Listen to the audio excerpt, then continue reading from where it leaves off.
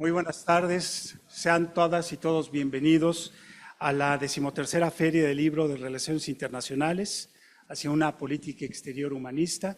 Esta tarde tenemos un panel de lujo. Están con nosotros la doctora Cristina Rosas, Leonardo Crucio. Leonardo, buena tarde. El doctor Manuel Becerra. Haré una breve presentación de nuestros distinguidos invitados. Estaremos discutiendo sobre el contenido y las reflexiones del libro 80 años de la ONU, ¿qué debe de cambiar? Primero, permítanme explicar la dinámica del panel. Vamos a tener dos rondas. La primera, digamos, de unos 5 o 6 minutos por panelista, y una segunda ronda un poco más abreviada para dar oportunidad a preguntas y respuestas. Me han dado aquí una serie de tarjetas que no creo necesario utilizar. ¿Ok? Y bueno, antes de comenzar, simplemente deseo presentar debidamente a nuestros panelistas. Comienzo primero con Leonardo Curcio. Leonardo, buena tarde nuevamente. Licenciado y maestro en Sociología Política por la Universidad de Provenza, Francia. Doctor en Geografía e Historia con especialidad en Historia Contemporánea por la Universidad de Valencia, España. Tiene una especialidad en Pedagogía por el Ministerio de Educación y Ciencia de España. Actualmente es investigador del Centro de Investigaciones sobre América del Norte de la UNAM y conductor del noticiario Así Amanece en ADN 40 y de Leonardo Curcio en Fórmula, del programa Incursionando en el Canal del Congreso. Es miembro también del Consejo Consultivo y analista del periódico El Universal y, finalmente, sus líneas de investigación son seguridad nacional, la gobernabilidad y los estudios estratégicos. La doctora Cristina Rosas, licenciada, maestra y doctora en Relaciones Internacionales por la Facultad de Ciencias Políticas y Sociales de la UNAM y doctora en Estudios Latinoamericanos por la misma institución. Es maestra en Estudios de Paz, Resolución de Conflictos por la Universidad de Uppsala, en Suecia. Cuenta con una especialidad en Epidemiología por la Facultad de Medicina de la Universidad Nacional Autónoma de México. Actualmente es profesora investigadora en el Centro de Relaciones Internacionales de la Facultad de Ciencias Políticas y Sociales de la UNAM y preside el Centro de Análisis e Investigación sobre Paz, Seguridad y Desarrollo Olof Palme. Ha fungido como consultora del gobierno mexicano, del sector privado y de organismos internacionales en temas de economía y política globales. Finalmente, el doctor Manuel Becerra. Muy buena tarde, Manuel. Licenciado y doctor en Derecho de la Facultad de Derecho de la Universidad Nacional Autónoma de México, con especialidad en Derecho Constitucional y Administrativo. También es doctor en Derecho Internacional por la Universidad Estatal de Moscú, Lomonosov. Actualmente es investigador en el Instituto de Investigaciones Jurídicas de la UNAM y profesor por oposición de las Facultades de Derecho y de Ciencias Políticas de la UNAM. Ha impartido también clases en el Instituto Matías Romero y en el Instituto Tecnológico Autónomo de México. Así que pueden ver que tenemos un gran elenco esta tarde. Permítanme primero, comenzando con una breve introducción, que no presentación del libro. Estimada Cristina, debo ser sincero, no he tenido la oportunidad de hincarle el diente al libro completo, pero para efectos de esta presentación, por supuesto que estuve hojeando, revisando, entrando a detalle.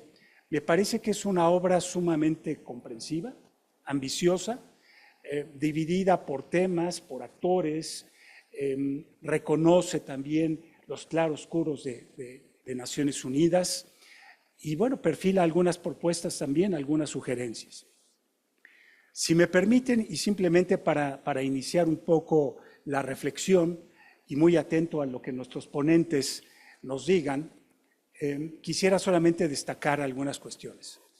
En primer lugar, me parece, pero por favor ustedes me corrigen, que al hacer el análisis en este libro, quizá estamos no dedicándole suficiente tiempo a un principal componente. Se habla mucho de que el multilateralismo actualmente está en crisis, que el multilateralismo es un instrumento y que ese instrumento para antonomasia es Naciones Unidas. Pero si yo adopto este enfoque de instrumento, pues normalmente el instrumento es detentado por una mano. Entonces, criticamos a la pluma, si utilizo la analogía, pero no criticamos a quien empuña la pluma. Y esto me parece que es importante reflexionarlo actualmente porque creo que a diferencia de otros periodos en los que Naciones Unidas ha pasado por crisis, hoy en día también debemos de reflexionar sobre los actores que hacen a Naciones Unidas, que son los estados. Punto número 2, no obstante que veo algunos elementos que refieren implícitamente en el libro la emergencia de nuevos actores, sí extraño un poco leer a golpe de ojo o no leer a golpe de ojo el empoderamiento de actores internacionales, el crimen organizado transnacional, las empresas tecnológicas, las empresas farmacéuticas, que hablan de una relativa debilidad del Estado en la actualidad, y esto también forma parte de la erosión que está sufriendo el multilateralismo actualmente. En fin, con estos dos elementos de inicio, lo único que quiero decir es que el libro cumple su primer propósito, que es provocar la reflexión, provocar el debate. Y desde esa perspectiva quisiera comenzar el panel con el doctor Leonardo Curcio. Leonardo, si puedes darnos tu perspectiva, tus comentarios sobre la obra que tenemos enfrente de nosotros el día de hoy. Posteriormente daré la palabra al doctor Becerra y finalmente a la doctora Cristina. Leonardo, por favor. Muchas gracias, embajador. Agradezco mucho la invitación, Cristina. Enhorabuena por el libro. Por supuesto, felicita a todas las autores y autores que en esta nueva empresa te han acompañado. Doctor Becerra, un placer compartir la mesa con usted. Agradezco al embajador Bremer la invitación aquí al Matías Romero. Siempre es un placer estar en esta casa y más en esta feria. Yo sí tuve oportunidad no solo de hincarle el diente, sino la dentadura completa al libro. Y es un libro muy potente y bien estructurado. Es un libro que se agradece, es un libro que tiene un sentido de oportunidad enorme, como lo tiene Rosas. Siempre tiene libros oportunos y extraordinariamente útiles, pues tienen la vocación de la gran profesora que es. Libros muy informativos, libros y con mucho rigor, naturalmente, en una obra colectiva. Hay cumbres y hay valles, hay, por supuesto, diferencia también en el tratamiento de algunos temas, pero es globalmente un libro redondo, es un libro además que viene a ilustrarnos muy bien la situación que hoy tenemos. Es verdad, lo decía muy bien el embajador Canchola, que no es la primera vez que tenemos un análisis. Hace 20 años discutíamos aquí el unilateralismo de los Estados Unidos, de Bush y todo su equipo. Ahora parece juego de niños al lado de lo que tenemos, y sí estamos ante una, como lo dice el gran prólogo que escribe el rector de la Universidad de La Paz, una grave crisis del multilateralismo por varias razones. Hoy en Ecuador, el señor Rubio, que estuvo en México ayer, le preguntaron, oiga, pero Naciones Unidas, no me acuerdo cuál era el argumento, y dijo Rubio con un temple enorme, a mí me importa, no dijo un pepino, pero me importa absolutamente nada lo que diga Naciones Unidas. Y cuando el hegemón dice eso, el titular del Departamento de Estado, tú podrías decir, bueno, fue una mala tarde. Quizá el argumento no le gustaba, pero estamos, como lo dice Rojas Aravena de una manera muy clara, ante un cambio sistémico de la potencia, del hegemón, respecto no solamente a las instituciones, sino a los valores, que es lo que hace diferente. La crisis que hoy tenemos, policrisis le llama él. Los chilenos son muy inventivos para los conceptos, ¿no? Los problemas sociales se llaman societales y son categorías de análisis variables, la llama policrisis. Bueno, tenemos una crisis en múltiples niveles y es al mismo tiempo una crisis de instituciones. Estados Unidos se sale de la UNESCO, el Consejo de Seguridad está paralizado por 1000 razones que ya discutiremos si tenemos tiempo, pero básicamente lo que ha cambiado en esta etapa del Trump 2 es que las reglas han dejado de funcionar. O sea, claramente cuando te dicen, oiga, y los tratados que regulan el comercio, pues hoy son poquito más que papel mojado, ¿no? No tienen ninguna vigor. México es un buen ejemplo de ello. La presidenta decía que somos el país que relativamente tiene menos aranceles, o el promedio de los aranceles es menor. la pequeña detalle es que tenemos un tratado de libre comercio vigente y que el presidente de los Estados Unidos unilateralmente ha decidido que eso no se cumple, pero no se cumple con Canadá, no se cumple con México, y el principio de incertidumbre de todo aquello que era en principio jurídico y vinculante, hoy es sujeto a una negociación política que nos lleva a un realismo terrible, un realismo en el cual pues, no solamente tienes una grave crisis de las instituciones, que son la Organización Mundial de Comercio y la Carabina de Ambrosio. Si hoy la presidenta dijera, yo voy a llevar el tema de los aranceles a la Organización Mundial de Comercio, me decían, señora, espérese sentada, esa organización hoy no funciona. En el momento que Trump le digan eso, va a decir, no solamente no me interesa lo que digan, vamos a desaparecerla mañana. Por tanto, tenemos un contexto político muy adverso y muy diferente a lo que hace algunos años teníamos. Tenemos incertidumbre sobre si queremos o no tener un mundo con reglas. Claramente las tendencias nos invitan a negociaciones bilaterales basadas en las asimetrías propias del realismo y una adaptación a una serie de cuestiones de oportunidad que se van dando de manera absolutamente casuística. Tenemos también un retroceso de los valores, la idea de bienes globales se ha retrocedido brutalmente. ¿Por qué? Pues porque tenemos una política identitaria que avanza en prácticamente todos los países. La nuestra es la expresión cimarrona de esa política identitaria, pero pues prácticamente todos los países han regresado a una lógica por la grave crisis que tienen las democracias, o prácticamente todo el mundo, a esta lógica de que hay que apropiarnos de lo nuestro. Y por tanto, cada vez que yo me afirmo como tal, aunque uno no sepa más que eso, del nacionalismo identitario, estoy mandando el mensaje que los demás no me interesan. El primero en entonarlo es Donald Trump, pero échenle un vistazo a los canadienses que son tan extraordinariamente cosmopolitas. Pues, tuvieron una elección que le dio vuelta porque Estados Unidos los provocó y les dijo, yo los voy a anexar. Y dijeron, ¿cómo que nos va a anexar? Hasta aquí podríamos llegar. Esa reacción fue muy interesante. Pero si le echan un vistazo a la política turca, india, a la rusa, el identitarismo está, y todos los países, el nuestro, la presidenta Sheinbaum ganó la elección diciendo que éramos el mejor país del mundo, y la gente refuerza la idea identitaria, y claro, la identidad es muy buena, pero no es incluyente, porque pues si eres identitario en Italia, como lo es la señora Meloni, pues tú puedes hacer todo lo que quieras, pero si no eres italiano nunca lo vas a hacer, nunca te vas a poder integrar a esa política identitaria. Y así, si tienes un neoindigenismo funcionando en muchos países de América Latina, pues no hay manera que si tú no perteneces a esa categoría, al mismo tiempo te integren a una visión más amplia. Volvemos a un tema casi como de finales del 18, de cosmopolitismo versus nacionalismo identitario, muy complicado.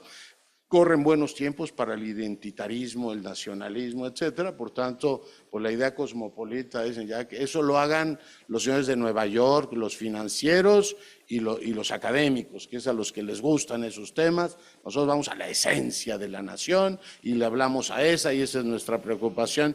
Y pues se encuentran ustedes eso, ya creo que me voy a tener que callar, ¿verdad? Estoy viendo las tarjetas en embajador. Digo que no las iba a usar, pero yo estoy atento a que las use.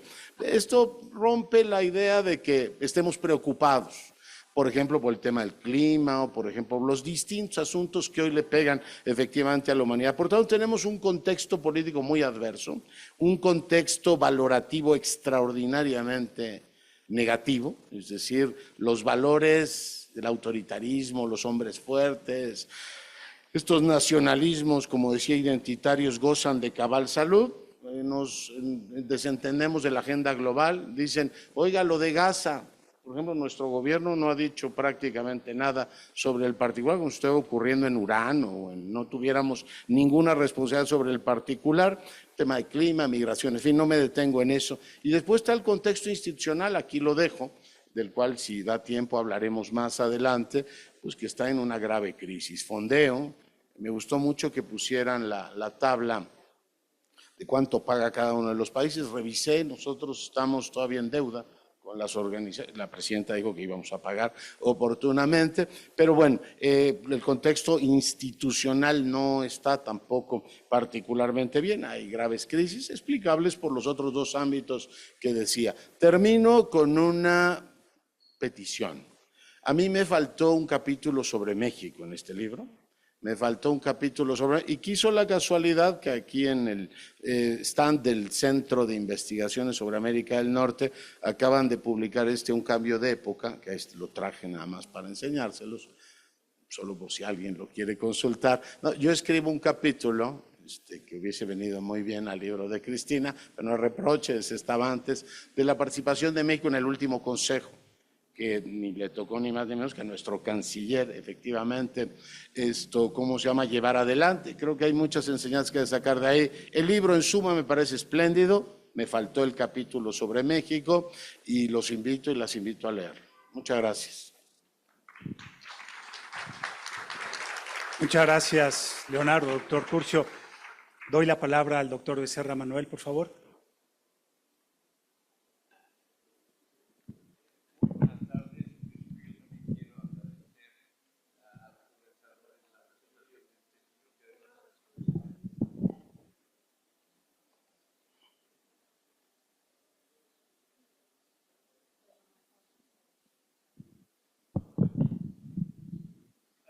Bueno, buenas tardes a todos y todas.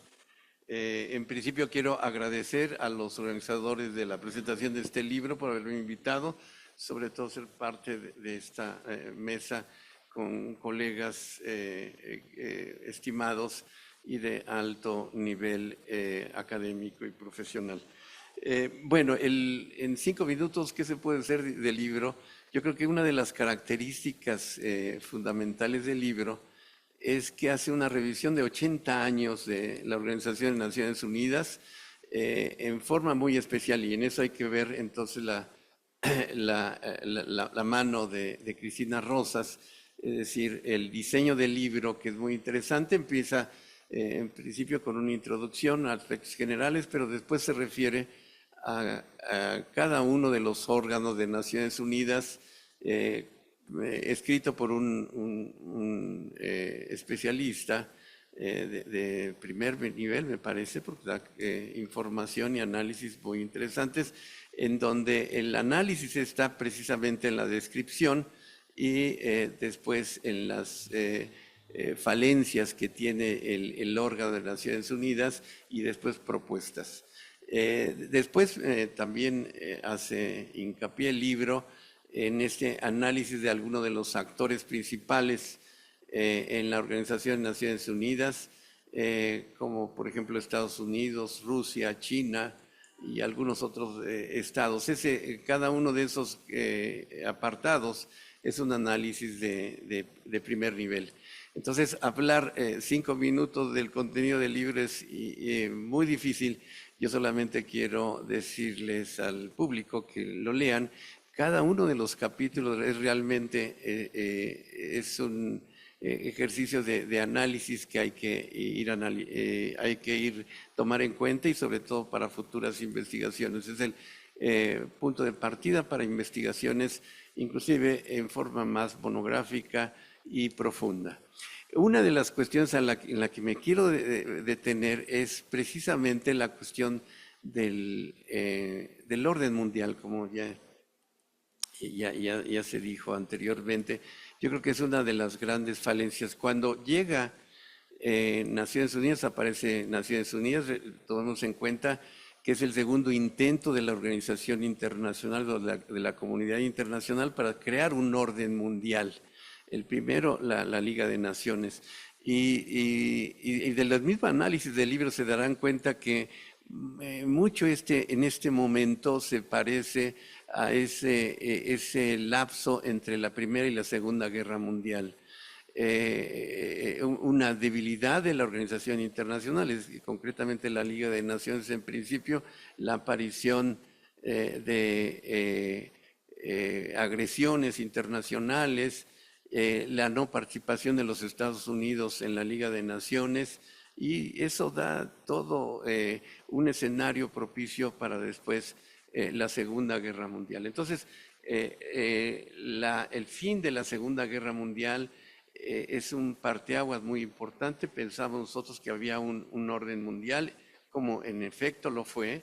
Es decir, la Carta de San Francisco también hay que analizarla, tiene una estructura muy específica donde empieza con los propósitos, después están los principios, después está el sistema de solución de controversias, la capacidad de que los estados, o mejor dicho, la Organización Internacional dicte sanciones y cuál es el órgano específico para que se pueda dictar esas resoluciones.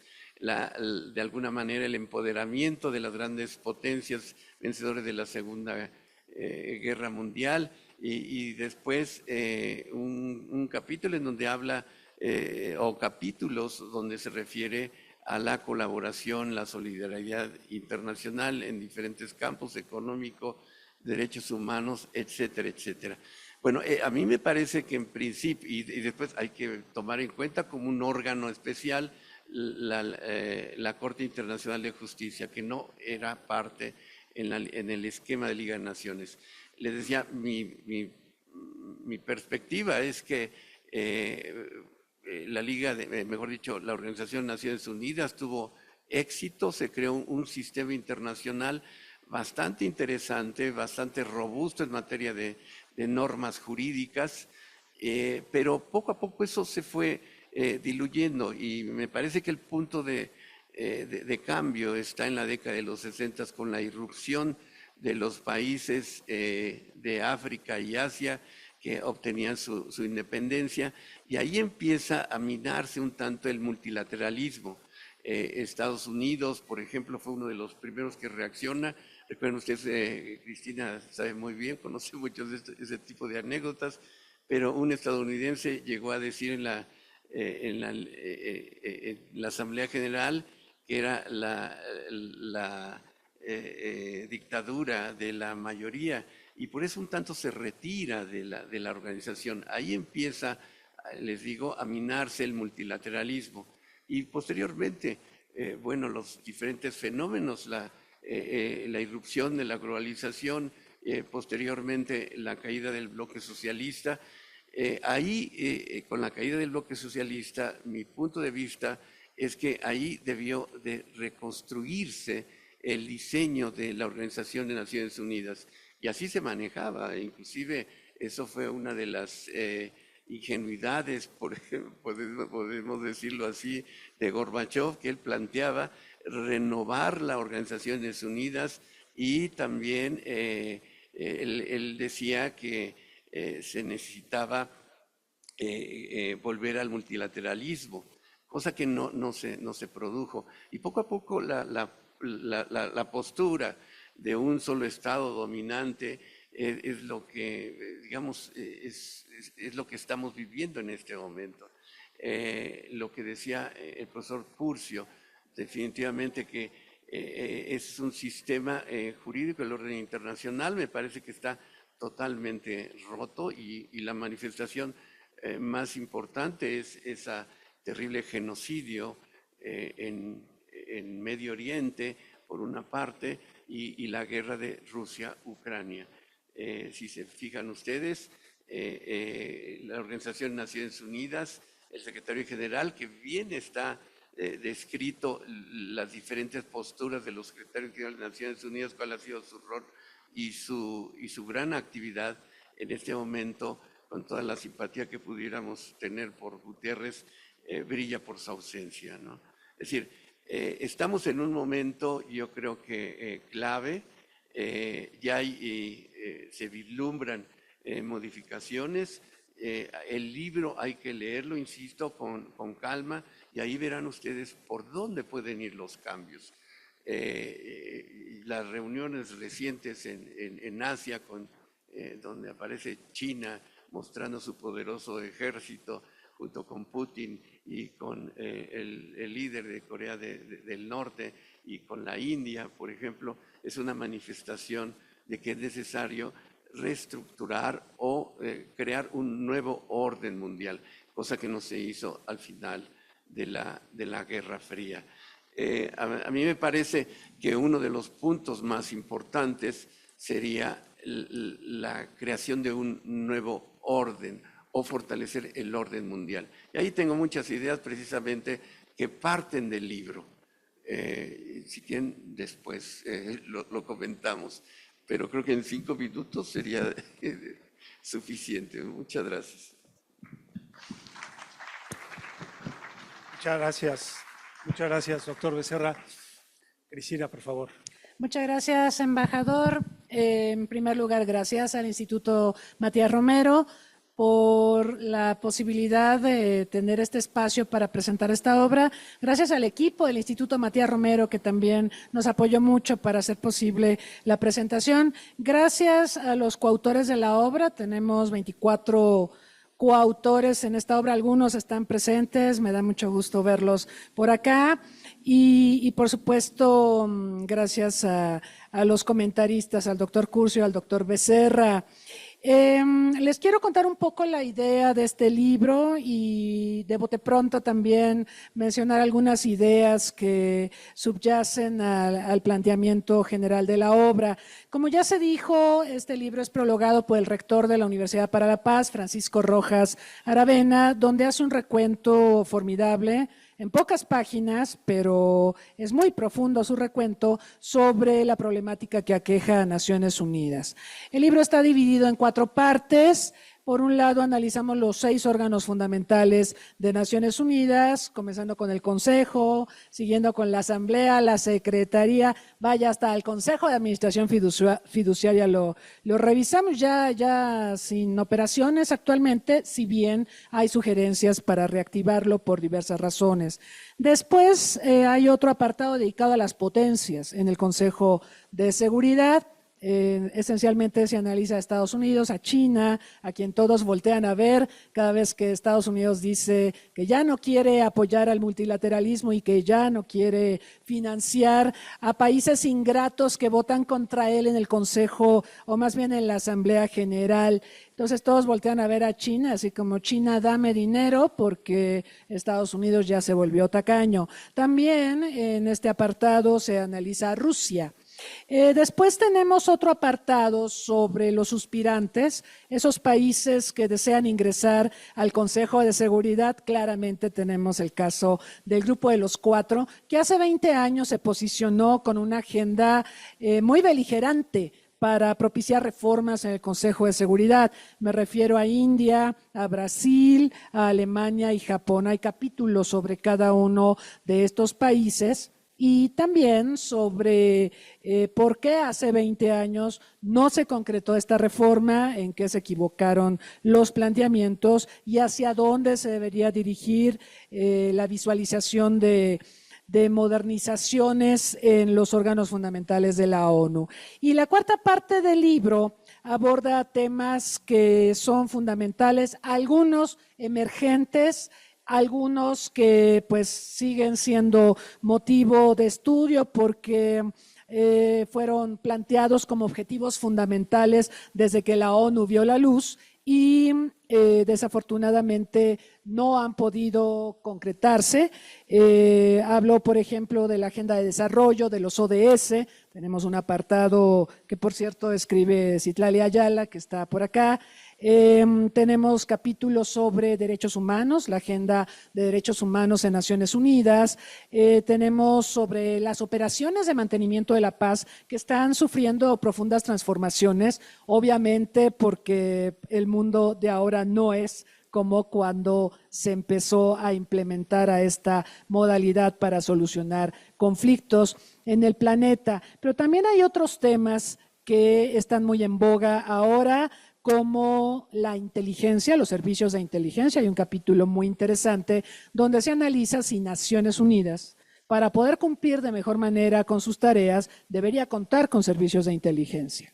También hay otro capítulo dedicado a inteligencia artificial, el rol de Naciones Unidas de cara al desarrollo vertiginoso de la inteligencia artificial, que ofrece oportunidades, pero también plantea importantes desafíos. Hace un momento señalaba Leonardo el tema de los no estados, ¿sí? ¿Dónde quedan los no estados? Hay un capítulo dedicado al rol del sector privado que como sabemos se ha ido metiendo en Naciones Unidas mediante la filantropía, mediante donativos, cuotas voluntarias, etcétera, y poco a poco ha ido modificando también la agenda de la institución. Hay otro apartado sobre mujeres. Me dicen que extrañan un capítulo de México en esta obra. Sí, pero es un libro desde México, de todas maneras. De los 24 autores, tenemos 2 que no son mexicanos, hay un argentino, un español, pero la realidad es que el libro está hecho desde México y mira a Naciones Unidas desde México, que es un país con vocación multilateral, porque siempre hemos concebido al multilateralismo como una manera de lidiar con la enorme presión y el hegemonismo de Estados Unidos sobre nosotros, sobre el mundo, claro, pero sobre nosotros. El problema ahora es que vivimos en un mundo que es crecientemente multipolar, pero con un multilateralismo sumamente débil. Y ese también es un aspecto que se revisa en la obra. Yo terminaría esta parte simplemente señalando que el libro plantea dónde debe estar Naciones Unidas en un mundo donde el viejo orden no termina de morir y donde el viejo orden no termina de morir, un poco gramsciano el asunto, ¿no? Y el nuevo orden no termina de nacer. En ese quid se encuentra Naciones Unidas y en ese quid obviamente es necesario replantear o posiblemente refundar a la institución. Muchas gracias.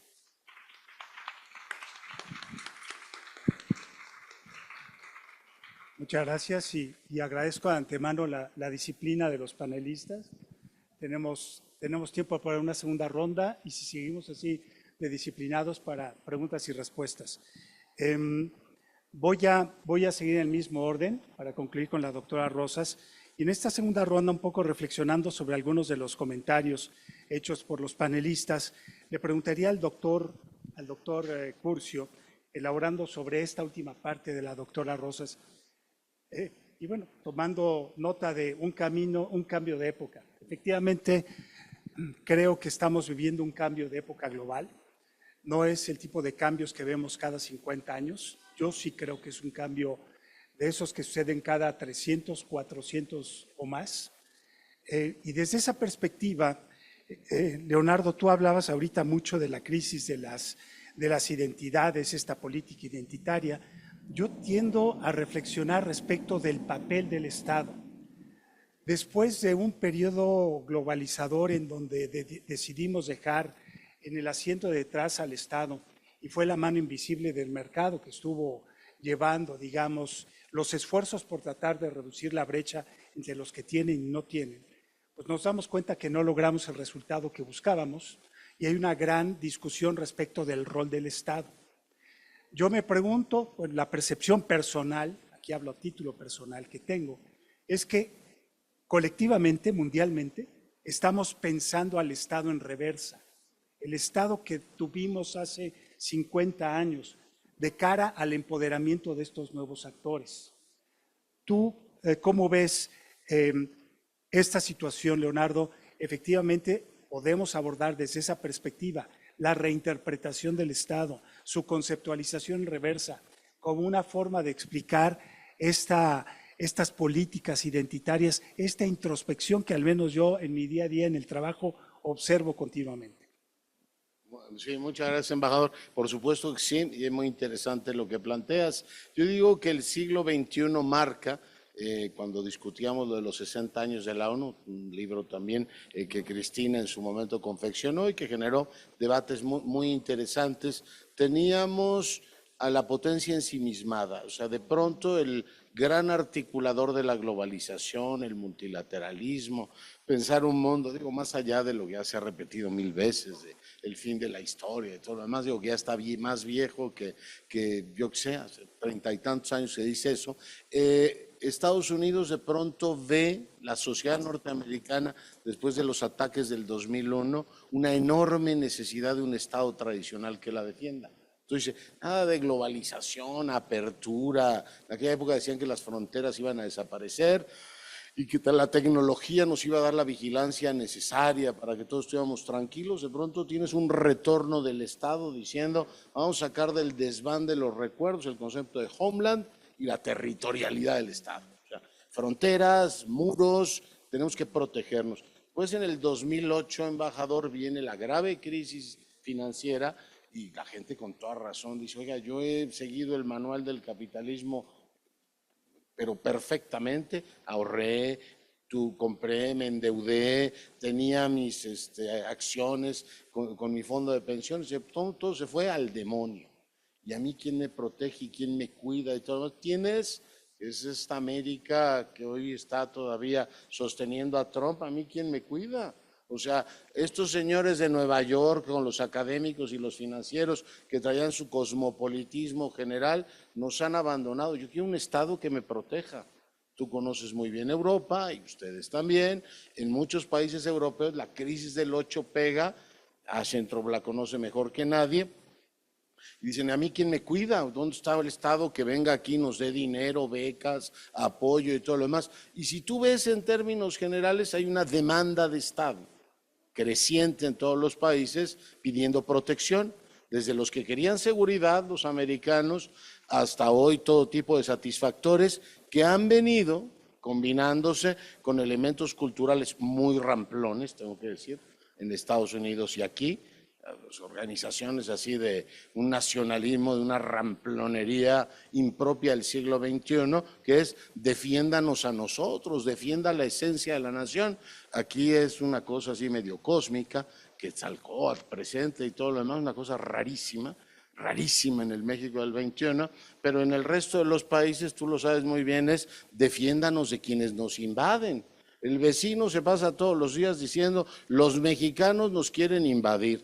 Vas a Europa, a los mexicanos ya nos sacan tarjeta amarilla cada que nos ven en España, ahí vienen más mexicanos. O sea, a todas partes donde vas, el tema migratorio se ha convertido en el centro. Y la extrema derecha en Europa va ganando terreno identitario de, yo soy un buen holandés, ¿por qué tengo que estar manteniendo a estos señores que tienen otro color? Y así va, la demanda es que el Estado nos proteja, que nos cuide, que cierre fronteras, todo lo demás. Entonces, sí hay una demanda perversa que combina esa necesidad de un Estado más presente con los elementos identitarios. Eso es un ecosistema en el cual el cosmopolitismo, quizá quien mejor lo ha estudiado son los sociólogos americanos, las 4 Américas fracturadas. O sea, está la Smart America que dicen, claro, ustedes quieren globalización y Naciones Unidas y empresas abiertas y todo lo demás. Y tienes la América derrotada que dice, yo quiero un Estado que me proteja. ¿Y cuál es su última consecuencia, embajador? El corolario de todo eso, el proteccionismo comercial. Que me protejan de mis productos. ¿Por qué tengo que estar yo comprando coches chinos o alemanes si yo los puedo producir? Aquí vamos a hacer hasta café del bienestar. O sea, puestos ya a inventar ideas malas, cópielas, pues total. Y supongo que la aplauden y dirán que es fantástica la idea, ¿no? ¿Por qué? Porque es esta idea de que el Estado tiene que hacer eso. ¿Por qué vamos a comprar café vietnamita, que es espléndido, si podemos tener café mexicano? El neoproteccionismo trompiano, en Estados Unidos esto es grande. Aquí nos pasan pequeños, así forúnculos y por tanto no se ve tanto o no nos parece tan monstruoso como lo que oímos de los Estados Unidos. Pero decir, ¿en serio vamos a volver al proteccionismo? O sea, la potencia impulsora de la globalización. Y bueno, no me extiendo más, los británicos se salieron de la Unión Europea por un elemento identitario y de protección del Estado. ¿A mí quién me cuida? Yo quiero un Estado que me cuida.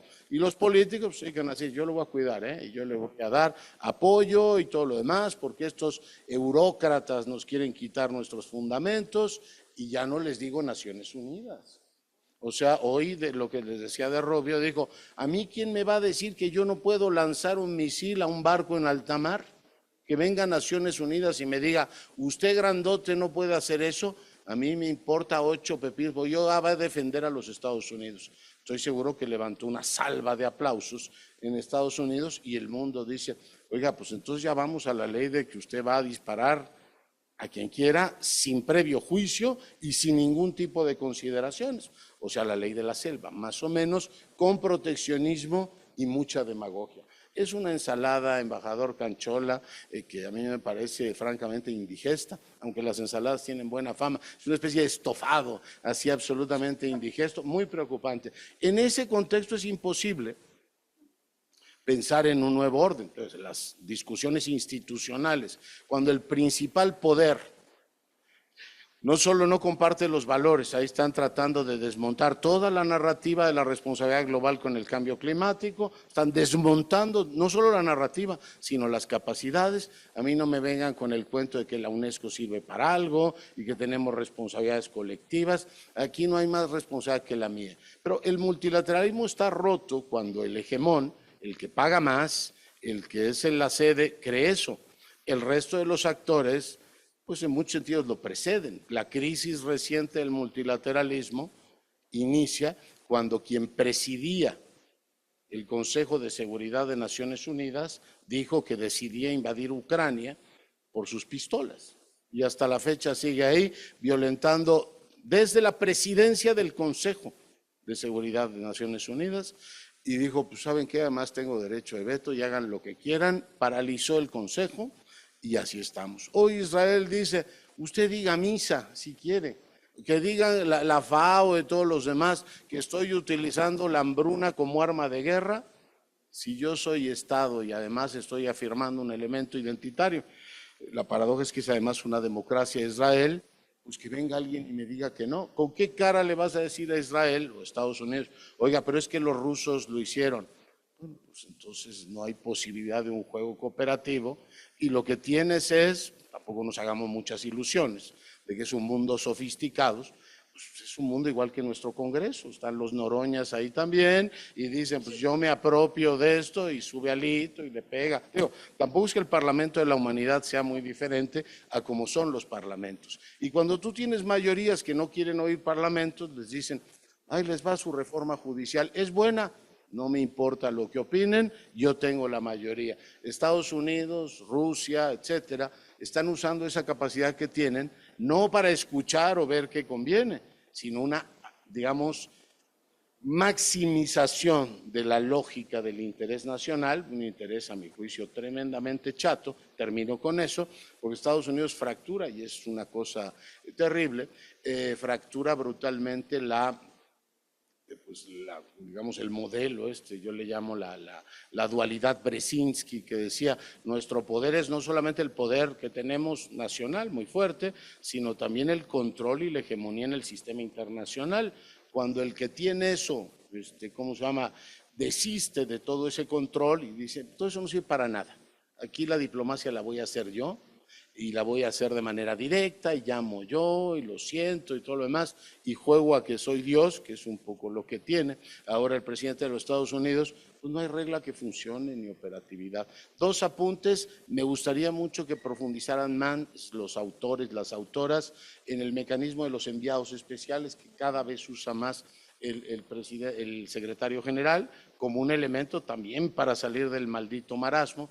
Por cierto, Carlos Ruiz Massieu ahora le toca esa función terrible, con uno de los grandes fracasos de la humanidad completa, empezando por nosotros, porque parece que la humanidad fracasa en otros lados, pero fracasó aquí en el Caribe, al lado de nosotros, 20 y tantos años de intervención, y el país está cada vez peor. Pero bueno, no me detengo en Haití, que es un gran caso. El elemento, yo sugería lo de México, pero pues es de lo toma o lo deja, ¿no? Esto es, la autora y la compiladora decide que entra, pero sí es una gran experiencia, medio minuto, embajador, la mexicana, en la experiencia de Naciones Unidas, en la última del Consejo, defendimos el multilateralismo y votamos siempre, a pesar de la rusofilia de nuestro anterior presidente, con la mayoría condenando. Creo que hay que registrarlo. Se ha dicho mucho lo de Adolfo Aguilar Sincer, de la Fuente también tuvo su contribución, metiendo la autonomía del embajador, diciendo, a ver, tenemos una tradición que cuidar. Segundo, México ha trabajado mucho, y el embajador Canchola es un protagonista de esto, con varios países europeos por el multilateralismo eficaz, que es una gran cuestión, noruegos, franceses, decir, oiga, aparte que el multilateralismo nos lleve a seminarios, como para qué sirve, ¿no? Este tema del eficaz. Y lo tercero es la devaluación de nuestros valores cosmopolitas. Esa se la dejo al doctor Becerra. Tenemos nosotros aquí un tema que se llama prisión preventiva oficiosa, y el jefe del Estado ha dicho, y la jefa del Estado lo ha repetido, no van a venir aquí a vulnerar nuestra soberanía con cuestiones de convenciones que México firmó por ahí. Nosotros seguimos de dudosísima constitucionalidad y de vinculación de derechos humanos, poniendo en tensión, como nunca, Cristina, como nunca, nuestro compromiso multilateral. Cuando tú dices, a mí esas convenciones no van a venir a violar mi soberanía, yo digo, pues ese es trompismo mal digerido. Pero muchas gracias por su atención. Gracias. Muchas gracias, doctor Curcio. Precisamente por las reflexiones que comparte el doctor Curcio, yo termino concluyendo en ese capítulo, el multilateralismo debe comenzar por una reflexión seria del rol del Estado en este contexto, fundamental. Y en ese sentido, pasando al tema jurídico, para el doctor Becerra, un comentario y una pregunta, Manuel. La primera, tú hablas que no hubo propiamente un orden internacional después de la caída del muro de Berlín. Y sin embargo, yo recuerdo, después de ese periodo, reencontramos la Carta de Naciones Unidas. El Consejo de Seguridad durante 10 años estuvo funcionando como maquinita suiza al tenor de las disposiciones del capítulo 7. Irak fue un ejemplo. Pero en fin, un poco simplemente para preguntar si más bien después de 50 años en aquel entonces, ¿no habrá sido que nos reencontramos por primera vez con la Carta? Bueno, esa es una pregunta. Y la segunda, al hablar de este relativismo axiológico en el ámbito jurídico, cuando hablamos de Estado de Derecho en el ámbito internacional, pues necesitamos dos criterios fundamentales: legalidad y legitimidad. Si estos dos no están juntos, entonces no tenemos un Estado de Derecho. Tenemos, como describía Leonardo, un Estado justiciero, ¿no? En donde pues, cualquiera se siente con la legitimidad de decir yo entro. Y lamentablemente creo que esto vino generándose no de ahora, sino de tiempo atrás.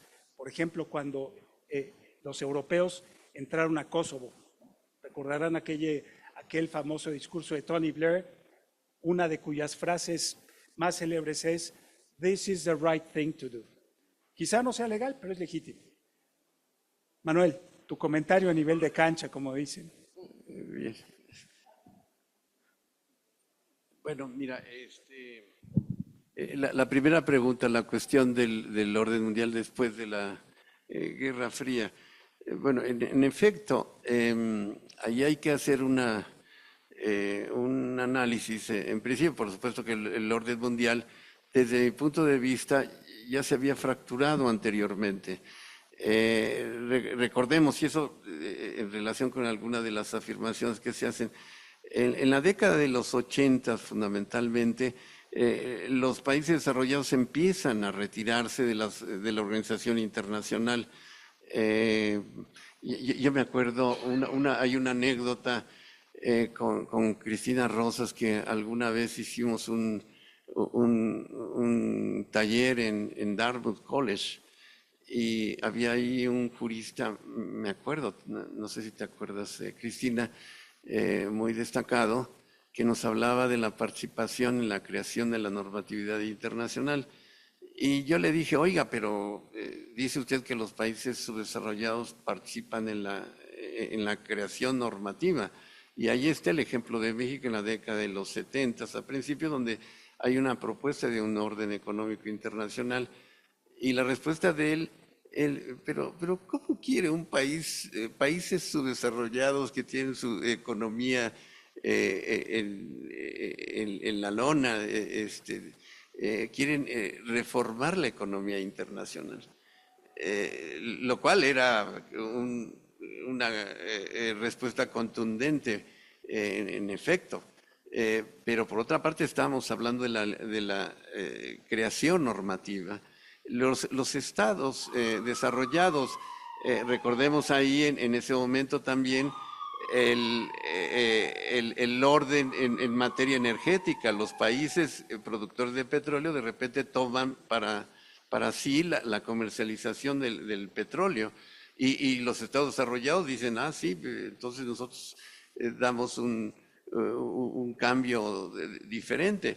Y ahí empieza a darse, cosa que también se manifiesta en el libro, la posibilidad de la creación de una serie de organizaciones internacionales. Cristina Rosas, creo, en una parte del capítulo habla del grupo de los 7, el grupo de los 20, el grupo de los 17 también. Es decir, una organización internacional de carácter paralela. Los asuntos en la década a partir de la década de los 80 no se resuelven fundamentalmente en la Organización de Naciones Unidas. Cristina Rosas, en el libro de Cristina Rosas se menciona también que algunos organismos internacionales no se manejan directamente por el ECOSOC, que es el organismo destinado a hacer una coordinación de la organización internacional. El Banco Mundial, el Fondo Monetario Internacional son rebeldes, y también se menciona en el libro quiénes maneja el Fondo Monetario Internacional, el Banco Mundial. Ahí empieza una fractura, me parece, del orden mundial. La aparición de una gran cantidad de países subdesarrollados que pedían un nuevo orden internacional. Se hablaba, por ejemplo, de un decenio de Naciones Unidas para el Desarrollo, donde los países desarrollados que fueron colonizadores y explotadores donaran, o no donaran, sino dieran el 1% de su Producto Nacional Bruto para el desarrollo de esos países que expoliaron durante años. Después dijeron, no, nos salimos de Naciones Unidas. Ahí empieza, yo creo que, a minarse el multilateralismo.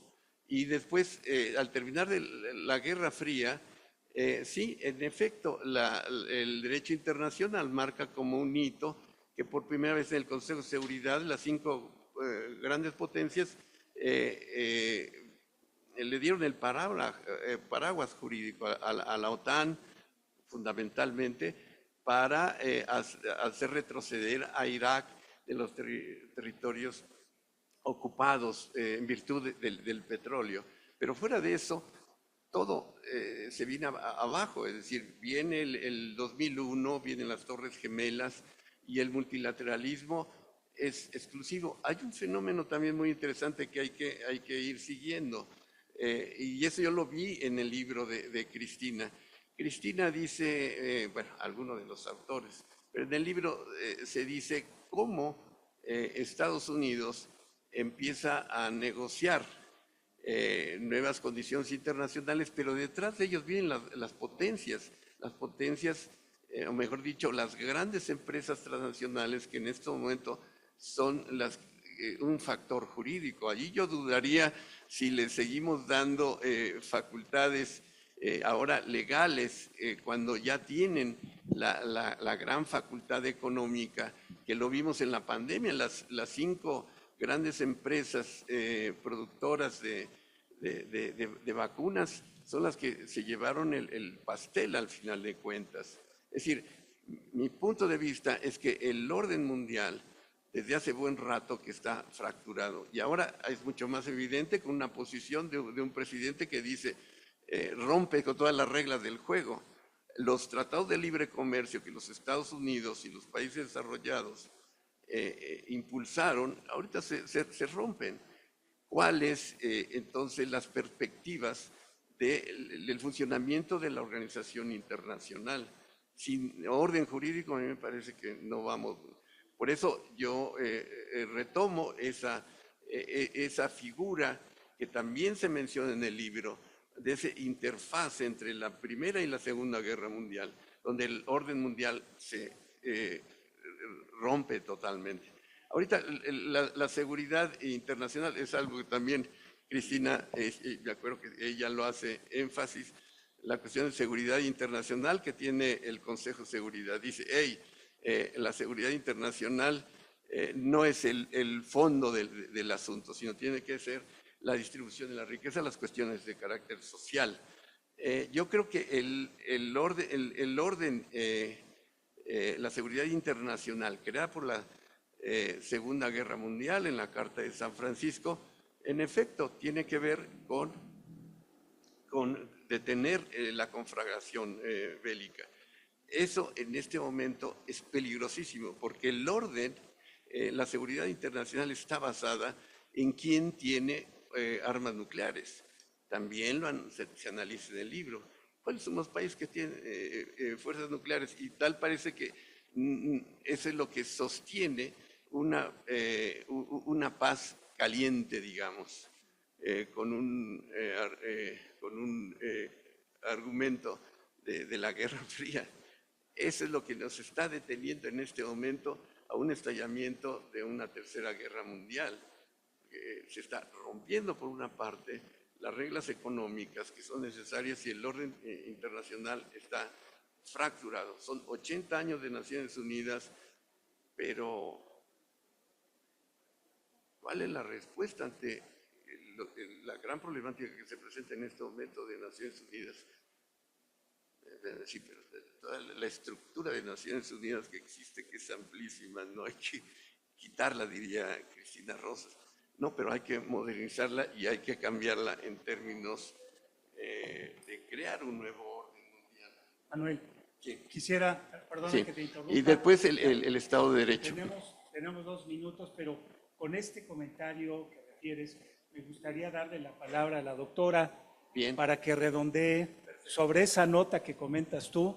Y bueno, siendo la coordinadora de este magnífico libro, Cristina, si quieres redondear, apuntar, un apunte final, por favor. Claro que sí, muchas gracias. Gracias también a Leonardo y a Manuel por los comentarios que han vertido alrededor de estos cuestionamientos que plantea el embajador Canchola. Yo creo que tenemos que mirar a Naciones Unidas en la complejidad que le caracteriza, en un contexto, como decíamos, muy distinto al que vio nacer a la institución hace 80 años y donde pues el país más dominante, Estados Unidos, ha desarrollado acciones cada vez más unilaterales, más alejadas de la concertación, más alejadas del multilateralismo y de la cooperación. Y particularmente Donald Trump en esta segunda administración ha decidido que los dineros que normalmente Estados Unidos canaliza a Naciones Unidas deben reducirse dramáticamente. Entonces, por un lado tenemos esta crisis del sistema multilateral, crisis de instituciones, falta de liderazgo. Sí hay liderazgos, pero quizá no son los liderazgos que puedan conducir obviamente al mundo a senderos más prósperos o más seguros. Hay una parálisis percibida por parte de la comunidad internacional respecto a Naciones Unidas en torno a los grandes desafíos globales. Hay desafíos de todo tipo, digo, no se ha mencionado mucho, pero está el desafío ambiental, para mencionar uno. Están, por ejemplo, también los fenómenos naturales. La situación va a empeorar, ¿sí? Y lo estamos viendo. Aquí siempre nos llueve cuando presentamos libros. Hoy no fue la excepción. El año pasado, ¿se acuerdan? Cayó un tormentón. Se estaban mojando ahí atrás, hoy no, pero estamos viendo un cambio ambiental enorme y la situación no va a mejorar, todo pinta para que empeore. Y hay un tema que tampoco hemos tocado que tiene que ver con los dineros, la crisis de liquidez, que Naciones Unidas está llegando a un punto, quizá el más grave de toda su historia, donde ni siquiera va a poder pagar salarios el próximo año. Este año, hace unos meses, Antonio Guterres, el secretario general, anunció una mudanza de sedes de 3 instancias de Naciones Unidas que operan en Nueva York, las van a mudar a Nairobi para abaratar costos, van a mudar a UNICEF, al Fondo de Naciones Unidas en materia de población y a ONU Mujeres. Yo no sé si la mudanza va a ser una manera de ahorrar dinero, pero creo que la premisa no es la más afortunada, porque hemos visto otros casos en otros momentos donde el propósito de una mudanza de esta envergadura busca ahorrar y al final se termina gastando más, ¿no? Por supuesto hay molestia del personal de Naciones Unidas y creo que el problema de fondo tiene que ver más con una cuestión que involucra no solo a Estados Unidos. Quiero citarlo textualmente del libro: la percepción de que Naciones Unidas es ineficaz es a menudo un reflejo de la falta de voluntad de los Estados miembros de facultarla para que actúe con decisión, en particular cuando están en juego sus intereses nacionales. No es solo Estados Unidos, no es solo tú, no soy yo, es la comunidad internacional. En el momento actual, solo el 25% de los miembros de Naciones Unidas han pagado su cuota, ¿no? Entonces, ok, Estados Unidos paga cuando se le da la gana, ok, China no paga tiempo, ¿sí? Sí paga, pero no paga tiempo, es moroso, paga en abonos chiquitos, como diría Ricardo Salinas.